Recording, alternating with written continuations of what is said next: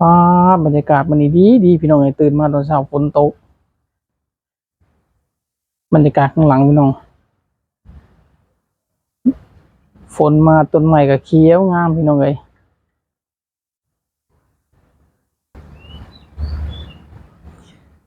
มื้อนี้ก็เป็นวันที่เก้าพี่น้องวันที่เก้าเดือนในพฤษภาคมเนาะปี2025พี่น้องเป็นวันพืชมงคลมื้อนี้ก็เลยว่าสิปลูกต้นไม้พี่น้องตื่นมาตอนเช้าเพื่อที่จะไปปลูกต้นไม้ก่อนจะไปเฮ็ดงานประจำพี่น้องเอ้ยเดี๋ยวสิพาลงไปเบิ่งว่าสิปลูกต้นไม้หยังมื้อนี้วันพืชมงคลพี่น้องเอ้ยโอ้แต่ให้เบิ่งบรรยากาศก่อนพี่น้องตัวคุณนะ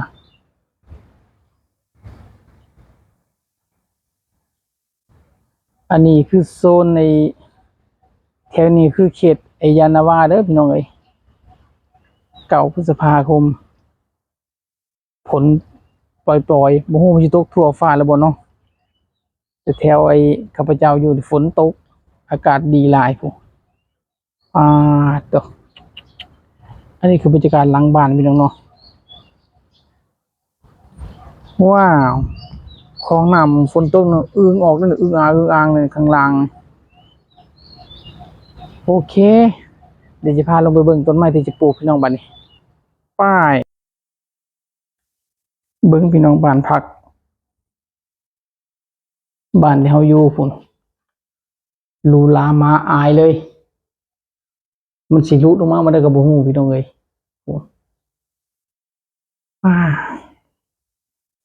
บ้านเจ้านายพี่น้องบ้านหลังเก่าเพิ่นดีแต่บ่ได้เสียค่าห้องบ้านก็โคกพี่น้องเอ้ยมาเบิ่งต้นไม้แถวสิปลูกบ้านนี้นี่พี่น้องต้นไม้แถวสิปลูกมื้อนี้ก็ได้เป็นไม้ไผ่บงหวานพี่น้องเนาะบ่ได้แม่นไม้ประดับสวยงามเด้อพี่น้องปลูกเพื่อที่จะกินหน่อกินยอดมัน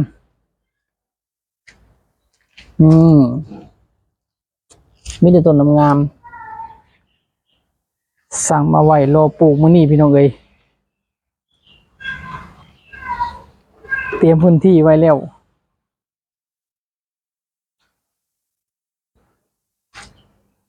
แต่ว่ารอมื้อนี้มาฮอดจังสิปลูกพี่น้องวันที่9วันพืชมงคลนี่โอเคบัดนี้หาหม้องตั้งกล้องก่อนนึกจะถ่ายผู้เดียวพี่น้องเอ้ยตั้งกล้องไว้จังสิปลูกบัดนี้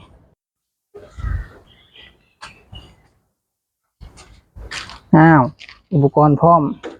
จอบพร้อมมีดพร้อมมาเริ่มกันเลยบัดนี้เริ่มไปต้นนี้ก่อนพี่น้องตัดจูด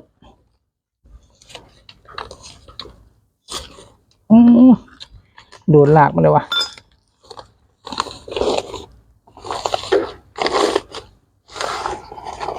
โอ้หลากงามหลายพี่น้องเนาะ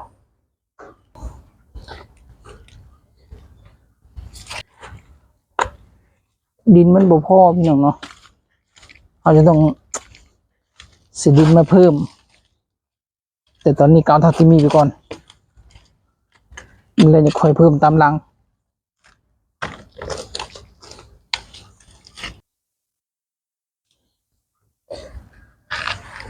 บ้านอื่นเขาอาจจะปลูกไปว่าต้นไม้ประดับพี่น้องเนาะปลูกเพื่อความสวยงาม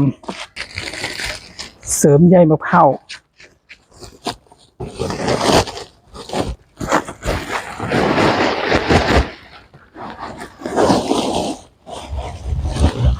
เอาใยมะพร้าวผสมกับดินให้มันเป็นปุ๋ยพี่น้อง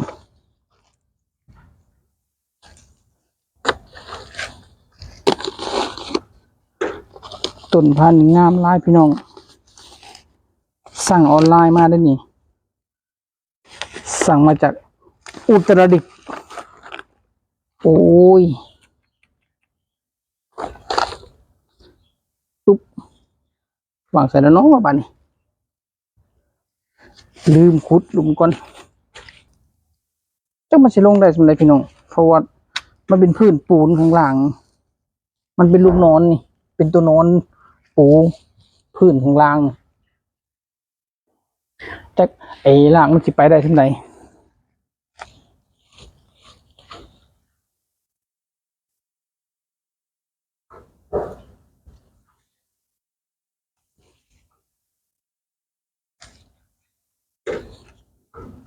แต่ก่อนปลูกต้นบางนาวพี่น้องมองนี่เป็นต้นบางนาวเลยนี่แต่เอาออกต้นบางนาวแบบว่ามันปลูกต้นบางนาวแล้วมันบ่ได้กินเป็นลูกแล้วก็ร่วงติดลูกแล้วก็ร่วงเป็นดอกแล้วก็ร่วงพี่น้องเอ้ยเพราะว่าพอดึงขึ้นมาแล้วรากมันไปใส่บ่ได้เลยเพราะมันคาในพื้นนี่พื้นปูนข้างล่างนี่รากมันก็ม่วนกันอยู่นี่แหละมันเลยเป็นสาเหตุแบบว่าเฮ็ดให้รากมันหากินไปเลี้ยงลำต้นบ่พอแล้วก็เฮ็ดให้บ่ติดลูกบ่มุ่นยังต้นนึงบ่ใหญ่แล้วแต่ยังบ่ได้กินอยู่แต่คู่มันมองนี่เอาออกเลยต้นมะนาวถอนออกแล้ว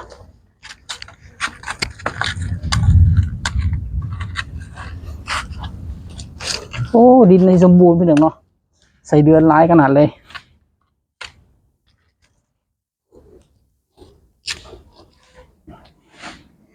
อ้าวเรียบร้อยต้นที่สองต้นที่สามอันนี้สั่งต้นพันธุ์มาต้นละ200พี่น้องต้นละ200ค่าส่งอีก300ค่าส่งแพงขนาดเลยโอ้พระเจ้าทรงเอกชนไม่ค่าส่งแพง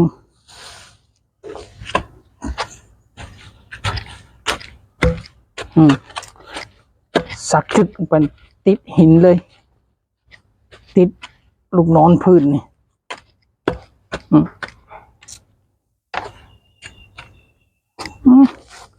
สิพอได้ยังเนาะหมุนหาเหลี่ยมมัน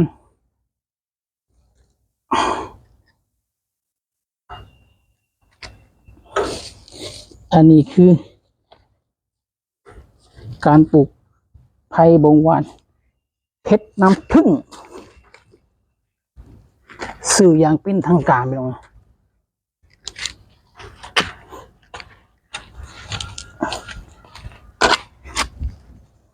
บ้านเขาก็จะว่าหน่อไม้บงนั่นแหละ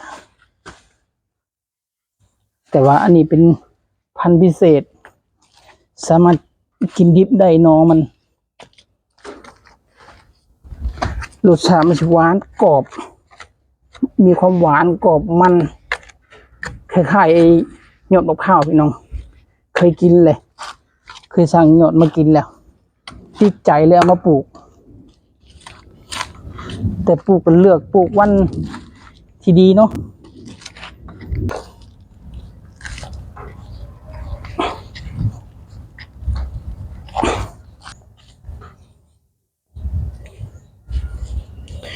รสชาติถือว่าใช้ได้เลยพี่น้องสำหรับคนที่มักหน่อไม้นี่ห้ามพลาดเลยโอเคเรียบร้อยต้นที่3เหลือต้นสุดท้ายบัดนี้ต้นสุดท้ายแล้วบัดนี้ก็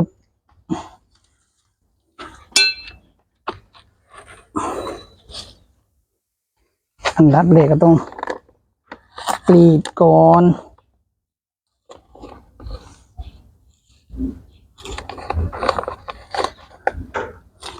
ค่อยสั่งมือปลูกอยู่เล่าพี่น้อง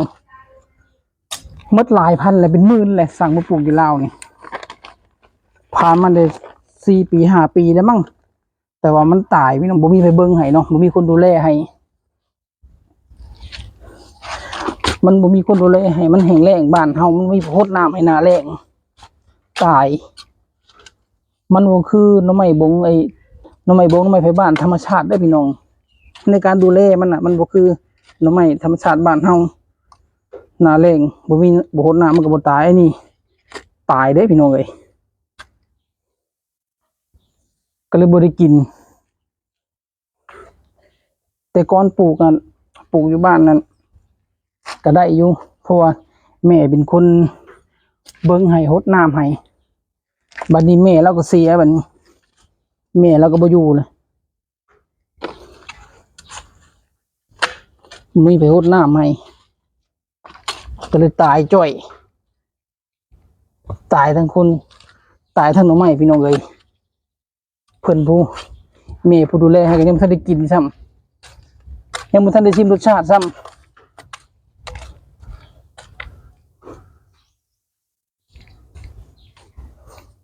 เพิ่นผู้เบิ่งผู้ครัวให้อยู่บ้านก็ยังบ่ทันได้กินได้ชิมซ้ำว่ารสชาติเป็นจังไดมีแต่ลูกบอกว่ารสชาติดีมันบ่มีสารไซยาไนด์ไอ้พวกที่เฮ็ดให้เป็นกรดยูริกเฮ็ดให้เฮาเป็นพวกโรคเกาต์โรคหยังนะผู้ใดเป็นเกาต์เป็นหยังนี่หน่อไม้พันธุ์นี่กินได้สบายปลอดภัยพี่น้องเอ้ยเป็นอีกเหตุผลหนึงจึงเอามาปลูกอยู่บ้านเพื่อจะให้แม่ได้กินเพราะแม่แล้วเป็นโรคเกาต์เบิ่งถ้าได้กินซ้ำไปก่อนแม่ของข้าพเจ้าก็นี่แหละนี่มีเสือนี่ลูกเพิ่นเสือตัวนี้เฮ็ดขึ้นมาเมื่อวันที่เฮ็ดบุญนี่เพิ่นเฮ็ดบุญแจกข้าวให้เพิ่นอยู่บ้านก็เลยเฮ็ดเสือนี่ขึ้นมาเฮ็ดไว้เป็นที่ระลึกบุญคุณเพิ่น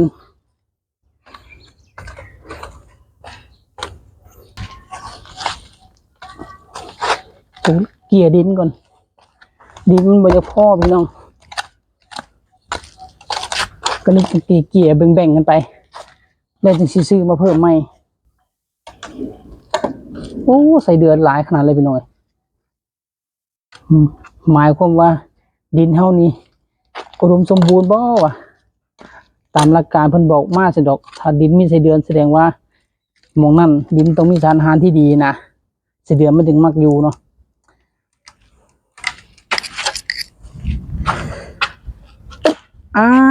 เรียบร้อยบาดนี้เสร็จสิ้นได้4 ต้นสำหรับไผที่มักหน่อไม้หามาปลูกเด้อพี่น้องแซ่บคักเวลาสิแกงนี่บ่ต้องต้มบ่ต้องหยังเลยข้างหม้อเดือดใส่เครื่องปรุงเครื่องเทศเรียบร้อยหมดเอาหน่อไม้ลงไป3 ถึง 5 ทีเอาขึ้นมากินได้เลยมันบ่มีรสชาติขมไม่แต่น้อยเลยพี่น้องอันนี้เว้าแท้เลยนี่การันตีเลยจากคนลาวคือกัน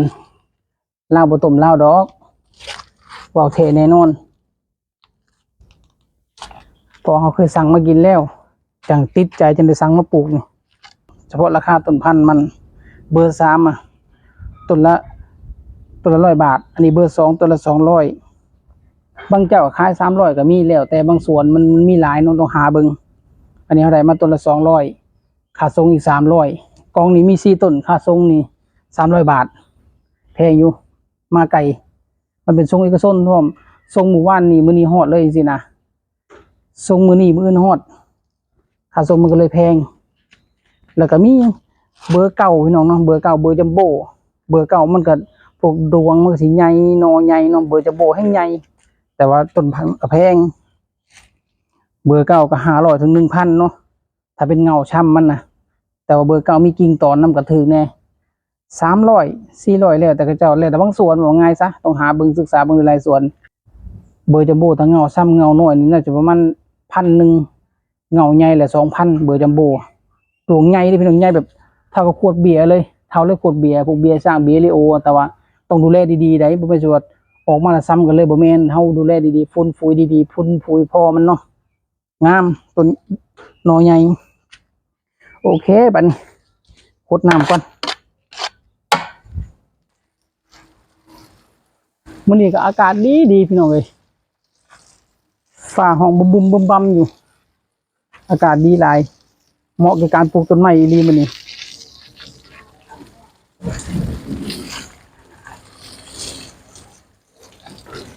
ปลูกแล้วก็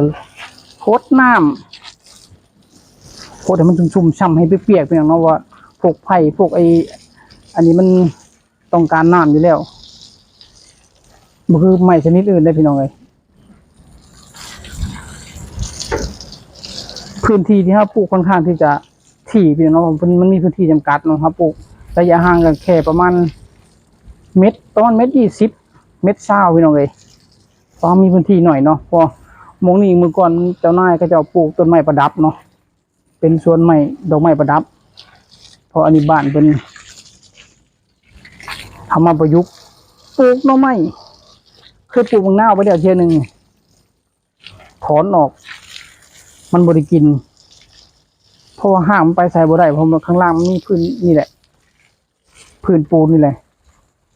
ก็เลยว่าคิดหานั่นพวกพันธุ์ไม้ที่ว่าหากบ่ลงลึกนะพวกรากมันหากินตื้นๆนะหากินแบบตามผิวดินนี่สินะก็เลยคิดว่าโอ้หน่อไม้นี่แหละปลูกหน่อไม้ดีกว่าเขาที่แรกก็ว่าสิบ่ปลูกลงมาเพราะว่าต้นพันธุ์มันแพงเนาะแพงนะสำหรับเฮา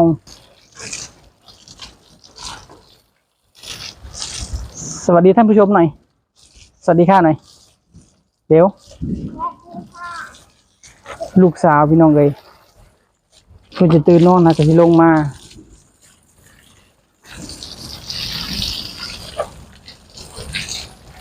ยังไม่ทันได้เปิดเทอมโอเคบัดนี้ขอทำไมเพิ่งลงมาไม่ลงมาช่วยแต่เช้าเลยอะเหนื่อยแล้วเลย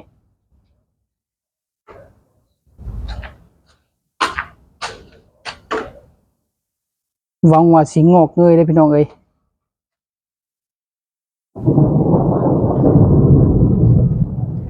อีกประมาณสักเดือน2 เดือนที่มาอัปเดตให้เบิ่งอีกนี่ต้นมะนาวที่เขาถอนออกเนาะอันนี้ปลูกไว้ได้เกือบปีแล้วมั้งนี่7-8 เดือนแล้วนี่ต้นไอ้เสียบยอดเอามาปลูกนี่มี2 ต้นอยู่หมู่นี้ต้นหนึ่งเป็นดอกแล้วก็ร่วงเป็นดอกแล้วก็ร่วงต้นมันแน่นพี่น้องว่าหางมันลงลึกมันโยกเยกโยกเยกต้นนะอันนั้นคือกันนะต้นนั้นก็โยกกันเลยก็เลยโอ้เอาออกดีกว่าปลูกอย่างอื่นดีกว่าโอเคบัดนี้เดี๋ยวอีกวันสักเดือน2 เดือนอัปเดตให้เบิ่งใหม่ไปละบาย